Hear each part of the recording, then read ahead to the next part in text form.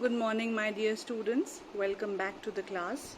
I hope you all are doing good, completing your work, staying indoors, and staying safe.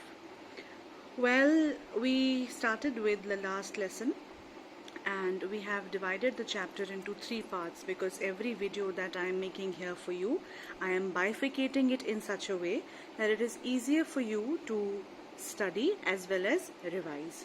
So in the previous 2 sessions of the last lesson, we came to know about the Franco-Prussian War, and we came to know how Germany defeated France. And what came to be the last lesson was actually the last lesson of French that is taking place in the district of Alsace and Lorraine, because that's the order that came from Berlin.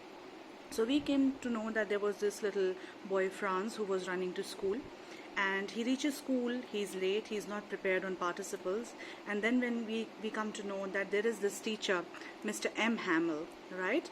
And there was something very different about that particular day because it was as silent as a Sunday morning, and M. Hamel is wearing his special Sunday clothes. And one more important thing that we come across is that the village elders had occupied the back benches of the class that day. Now this was all because later on he discovers it's happening because thereafter it is announced that it is the last lesson of French and the new master is going to come the next day.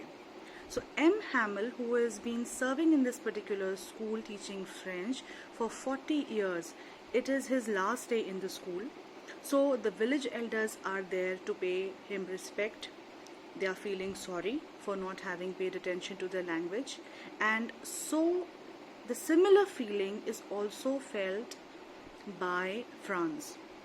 The moment he comes to know that it is his last lesson of French, it's like, a thunderclap in his ears, and he feels that, oh my God, I still don't know the language French, and what about the history of my saints, and I just don't know, and the language is being taken over. So he feels really bad about it.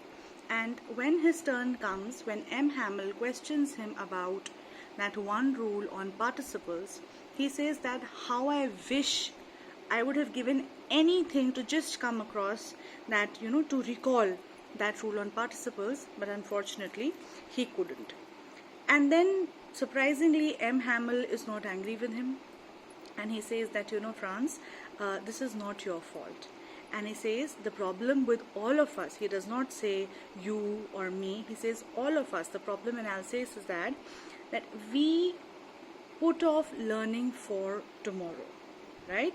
And then he goes on giving one reason to another. He says that students have not paid attention, and then he says your parents, they were not keen on sending you to school because they thought that you should have gone to the mill or to the farms to work in order to earn more money.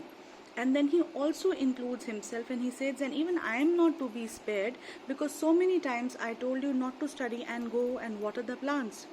Or then he says that maybe when I wanted to go for fishing, I gave you all an off.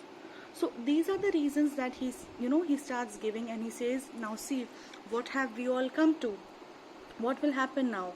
These Germans are going to say that you Frenchmen, you claim to be part of this country, yet you can neither speak nor write this language. So a very important theme is, kind of coming up here, and he says that, learning is put off for tomorrow. We tend to put off things on tomorrow. हमें लगता है कल हो जाएगा, and we don't bother. But then there are times कि जब कल आता ही नहीं है, just the way it has happened here in Alsace and Lorraine.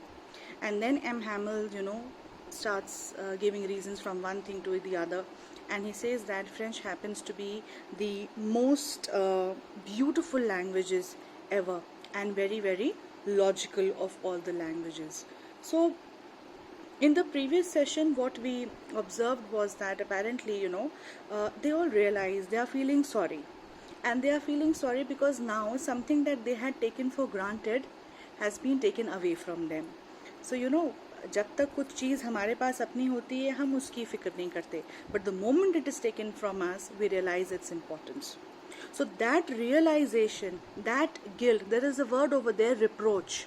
That guild is now in the heart of France, in the heart of the village folk, in the heart of M. Hamel, everybody apparently in Alsace and Lorraine, and especially in the class today, that they see that their language is not theirs anymore, it has been taken away from them.